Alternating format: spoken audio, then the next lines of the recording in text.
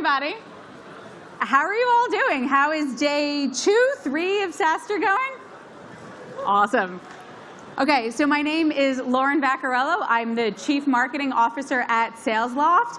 We've got about 20 minutes and a ton of content, so I apologize in advance if I go really quickly. Also, can everybody hear me? Yes. Awesome. So we are going to talk about how to get the most out of your entire revenue motion. It's a lot of information in the next 20 minutes. All right, first of all, the understatement of the century.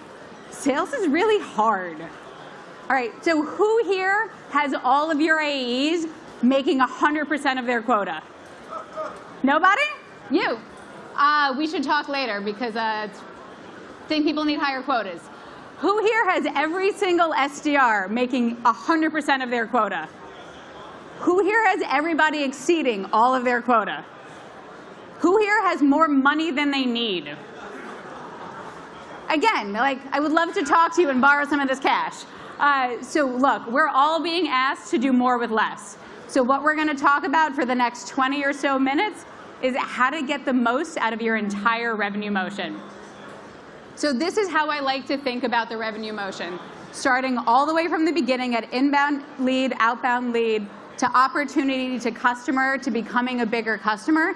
Something that's really important to keep in mind is the sale does not stop at the actual sale. You can still sell more to your existing customers.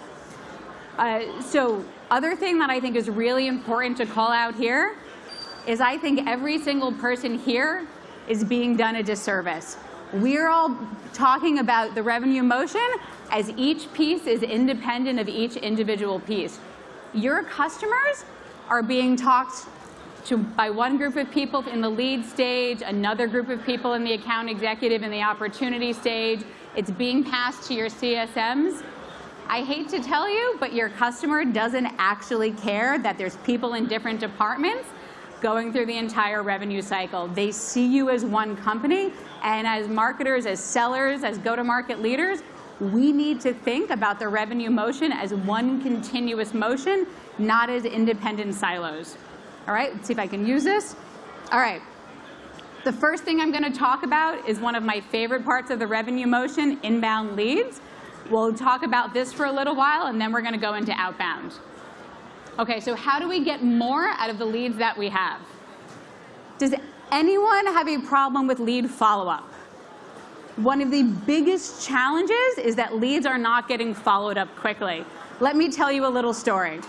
So in my last role as CMO at a company called Talent, I joined. Leads were taking an average of 2 days to get to a first touch. Sometimes it was 5 days for a lead to be followed up with a rep. Do you know what happens when you call a lead 5 days later? They don't actually care about you. They probably completely forgot they even reached out to you. So one of the most important things, if you only remember one thing about my presentation, you need to touch leads as quickly as possible. On the marketing side, this is going to be what you can do to automate lead routing as quickly as possible. If you have a commercial marketing motion, I've had debates about this all throughout my career.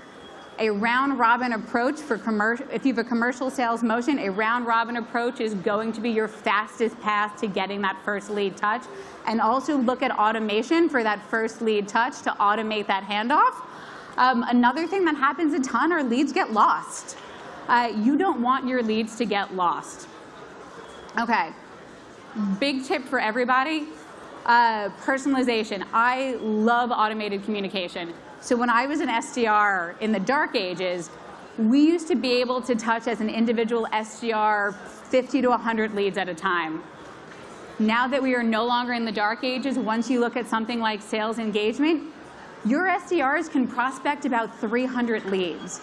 The amount of volume and velocity they can get now is tremendous. One of the biggest mistakes people make when using sales engagement and automation is just taking a bunch of leads, dropping them into a cadence, and not doing a thing and wondering where all the results are. You have to look at personalization.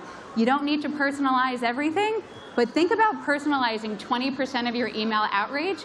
By doing that 20%, we see a 2x higher reply rate.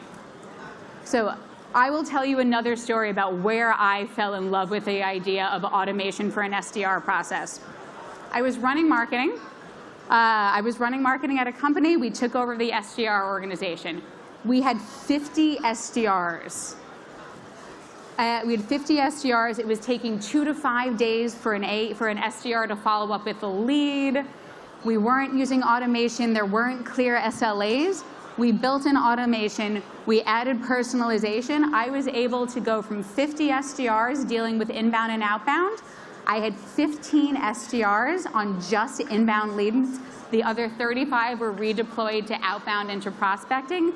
Those 15 SDRs were driving more pipeline than my 50 SDRs by improving speed to lead, by adding personalization, by having real SLAs and follow-up. The results were incredible. And then the other 35 SDRs were on outbound, and it was a whole new revenue source. The other thing that we do at Salesloft that I stole from our friends over at Thrive is we started a weekly leads war room. So one of the things that we started to see was we had lead flow coming in. We had great feedback from our SDRs, but what was happening with our SDRs wasn't getting to marketing, wasn't getting to our brand team. So we now do a weekly leads war room with a representative from brand, from product marketing, from digital, from demand gen, and from the sales org. And every single week, we look at what's happening from lead flow, where are our gaps, and if we find out messaging is wrong, people in that room can fix it in real time so we can keep moving in a more regular lead flow to get everything we can out of that process. All right, next up, outbound lead to opportunity. Who loves prospecting? Everyone hates it. The reason I don't work in sales is because I hate prospecting. I'm like the worst closer in the whole world. I was a really good opener. I was a terrible closer. With outbound, here's a better question. Who here answers cold calls? Once in a while I do, and it's usually because I'm expecting a call from somebody else. Look, outbound is probably the hardest job anybody can possibly do. So much of the job of outbound is that admin work. You're digging through leads. You're trying to figure out what's going on. You're hoping maybe someone picks up the phone, or maybe they don't, so you can just lead a call, so you can just leave a message. The thing with outbound, you can make outbound really, really work, but you can't do it the way we did outbounding back in the dark ages when this was actually my job. One of the biggest things you can do is start to think about coaching. Let's see if it comes back. Nope, different slide. What we can do for outbound is to thinking about coaching. Coaching is an incredible thing you can do for all of your outbound reps to start to understand what are they actually saying, looking at call intelligence and call recording. Another thing that has completely transformed outbound efforts, rather than the old days of giving your sellers, here is your phone book, pick up the phone, go, start calling. It's not about that. Now you can really start looking at intent data. Intent data is going to show you who is in market. The most important things to closing a deal, the first thing is going to be timing. If someone is interested, pick up the phone, call them as quickly as humanly possible. But if someone's not picking up the phone and calling you, how do you capture that intent? How do you capture the fact that they're interested in your product right now? There's some incredible technology out there right now. 6th Sense is one of them. Demand-based is another one. I love these techs. We've been using them. I've been using them in my career for 5 or 10 years. They just keep getting better. They'll start to tell you when your prospects are in market. But what you really want to do is if you take a product like Salesloft, like 6th Sense or Demand-based, you can find out your target customers are in market right now. That information goes to your outbound SDR, it goes to your AE. It should trigger some sort of a cadence or an outreach function so that they're being reached out to in that moment to know you're interested in my product, now is the best time to jump in and buy. And you can start with integrations between 6th Sense and Salesloft. You'll see buyer intelligence data in there. One of the things with it to keep in mind is this only works if your reps are actually using it. The technology is there. You have to make sure your reps use this information. But something that's important to call out is this isn't just on the seller. The sellers will get this information. They'll find out someone's in market. This is also on marketing to provide your sales team with content and information to know someone is in market for your product. This is what to sell to them. This is how to sell to them. Here's content. One of the things that I nerd out a ton about right now is this idea of what you can do in terms of web visitors. And it's this weird hybrid between inbound and outbound. Back in the day when I was an SDR, many decades ago, someone would come to the website, they'd jump on live chat, you'd have a conversation, you would be done. That's not how things work anymore. When someone comes to your website, this is an opportunity to convert them to a customer, and you don't just have to have the conversation. Companies like Drift and Qualified make it really, really easy to convert your web visitors into customers quickly. Have the conversation online. You can start dropping them into a cadence to build the follow-up so you can have the automation behind it. Something that Qualified does right now that's super cool is once a visitor comes to your website, you can find out if that visitor is at Thrive, for example. They're a hot customer, you want to talk to them, you have that data and information.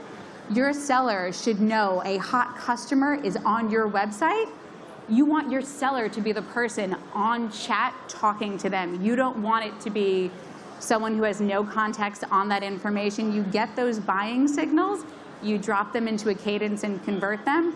The Qualified team is using this right now, and they are dog-fooding, I hate that phrase, dog-fooding their own product, and they've had over 30% conversion rate from a web visitor to an opportunity, which is just absolutely incredible. Drift has had really, really similar results, so start thinking about what you can do to convert those prospects in real time. Okay, you've done an awesome job. Your SDRs are absolutely crushing it. You are driving 30 opportunities per month per SDR. They're doing an incredible job, right? Your lead's qualified. Your job is done. I don't make any money off of that. So next up, it's going to be what we're going to do to convert that lead to an opportunity. But here's the thing. This is how your customer feels during the handoff. You've talked to the SDRs, talked to them. They've done a great job. They've qualified. They're interested. They pass it to the AE, and your customer is like, who is this person I'm talking to right now? I have to go through the entire qualification process all over again. It's like day one. If you want to get the most out of the revenue cycle, those handoffs between teams are massive drop-off points. A couple of really quick tips that seem obvious that not as many companies do. Please log deal notes. Log notes in the account, whatever you know. One of the things I've heard, I was talking to a Gartner analyst, and I was like, what are the problems that every CRO is facing? What is the thing you hear about? And they're like, every single sales leader is like, how do I get people to use my CRM?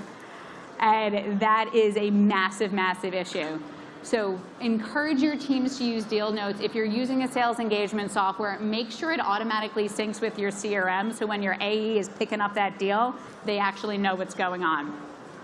All right, opportunity to close. This is where money gets made. How do we get the most out of where money is going to get made?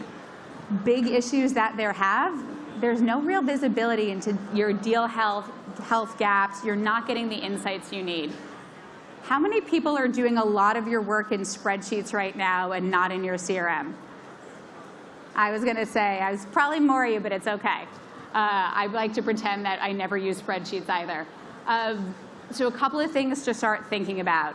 If you can use a deal engagement score to start understanding, are your deals engaged, to really get that extra data point and that extra visibility.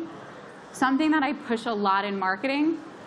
A lot of marketers think our job is done at the opportunity. We came in, we did a great job, we generated a lead, the lead went over to an SDR, the SDR converted it into an opportunity, I'm being measured on pipeline, my job is done.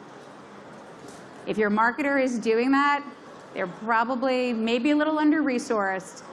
Also, they're missing a big part of the motion. How can we make sure as marketers we're supporting the deal through the entire deal flow? One of the things we start to look at, especially in our enterprise account, is building an entire touch plan for deals.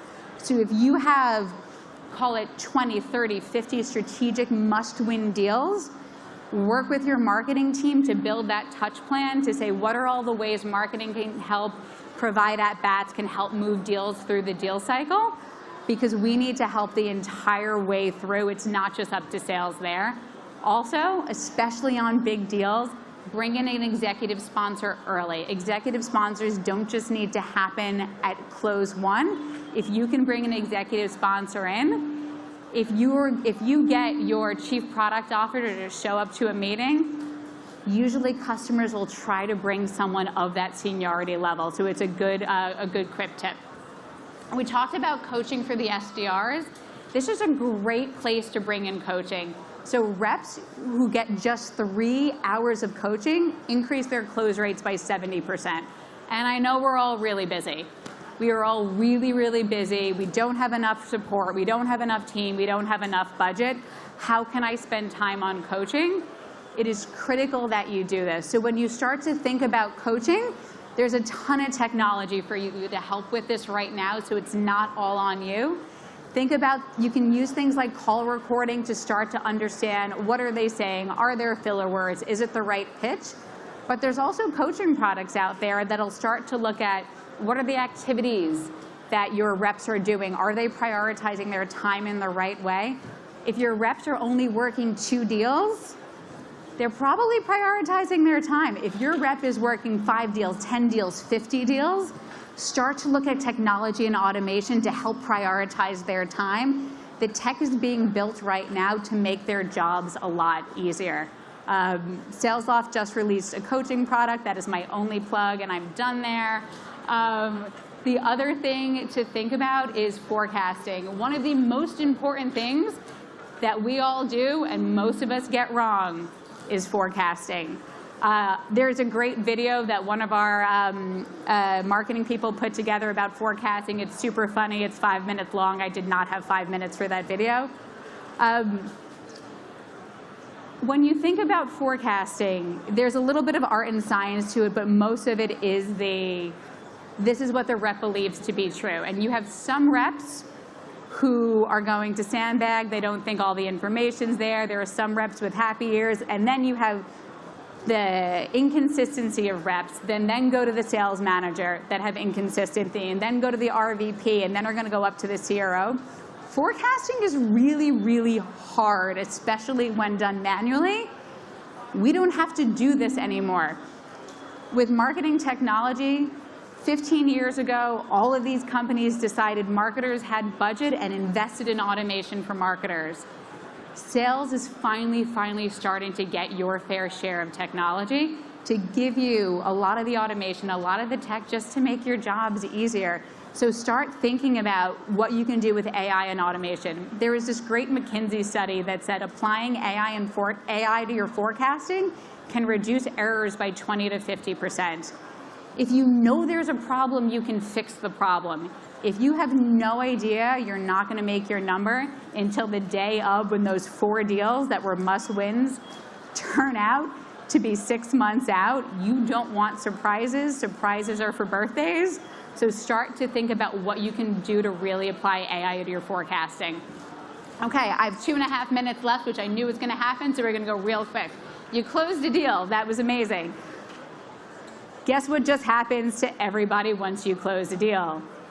Your entire pre-sales team did an incredible job closing the deal. They sold a great product. You passed it off to your implementation team, who has no idea why they bought the product. I spent about 2 years sitting in post-sales, which I refer to as my penance for being a marketer, because all of a sudden I was like, our delivery team said, well, why do customers think all they have to do is buy our governance product and they're automatically compliant? To which I responded, that's not how our governance product works? Oh, cool, that was the entire marketing campaign we put into market. That was the pitch the sellers did. That's not how this works? They're like, no, it's a 4-month implementation for that. So really important to make sure post-sales is not only involved in your marketing campaign, but you have that really clear handoff to know this is why your customer bought the product, that you then tell to your implementation team. So the entire time, the value that you sold them is the messaging they keep talking, is how they implement your product. Okay, so I'm going to do this really quickly because I took too long early off. Your challenges with your customers. Something that will piss me off as a buyer more than anything is when I don't hear from you, and then 60 days from a renewal, you can't stop calling me. It is about the relationship. So as sellers, we also want them to buy more. They're not going to buy more if they don't use the product that they bought. So after someone buys your product, your post-sales team needs to be really cued in to why the product was purchased, and the most important thing is delivering value.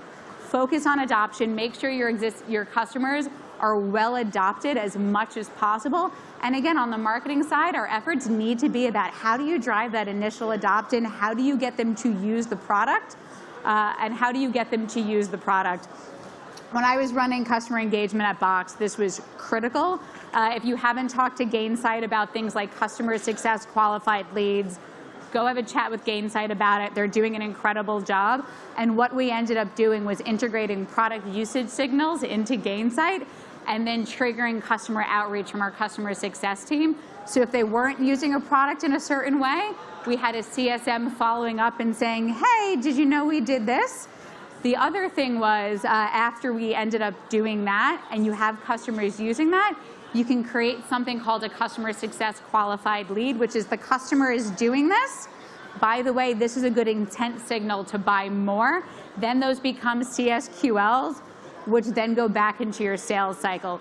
Don't try to sell your product to someone who's not using what they bought. It's a really good way to start a churn conversation. So really quick, jumping to how to create a bigger customer, because I love customers. I love when customers pay me more money. Get them to drive adoption. Make sure customers have value first, and then it is about what you can do from the upsell. Think about those CS qualified leads. Use your product intent signals. One of the challenges that a lot of customers have for buying more is we all change. Our product changes and grows and evolves. Customers tend to think of you just as who you are when you bought your product. So think about what you're doing to continue to communicate to your customers about how your product evolved. When I was running marketing at Box, one of the most successful pieces of content that we had at our user conference that eventually came virtual was something called our Crystal Ball session. Our Crystal Ball session at our user conference that was eventually virtual, which was our head of product going in there saying, this is what's on our mind. None of this is committed in the roadmap, but this is what I'm thinking about. This is where the industry is going. This is where our head is at. So we had customers seeing that we saw the future in a different way. Do that quickly. Do that to get them involved. Also, an executive sponsor program for your bigger accounts, and involve marketing in your QBR and your EBR process. One of the biggest things that I've seen is you look at what your pre-sales team will look at a QBR deck and go, oh my gosh, those aren't the metrics we talk about. You're talking about something totally different. That is my fun fact and tip for everybody. Look at your QBR or EBR deck. Make sure you're tying that messaging together. This is a work in progress for all of us, but there's a lot of great ways that you can help make it easier to upsell. All right, I'm out of time. Sorry I took so long. Hopefully this was helpful. Couple of big takeaways for everyone. Get the most out of the leads you have. I run the SDR team at Salesloft, and we are, I mean, I gotta tell you, if you ever want to talk about it, they are freaking powerhouses. They are delivering twice as many opportunities per month than I've ever seen an SDR do, and so much of it is from what we talked about here. I would like to take credit for all of their success, but I inherited a really successful team, so I'll do that. Fast response at every stage. Make sure you really nail that handoff. Make sure pre-sales is involved in post-sales. And ultimately, if we all focus on delivering value for our customer at every step of the way, the upgrade's a lot easier. That is everything from me. There's a ton of resources in the deck on how to do a lot of this. There's like a monthly business review template.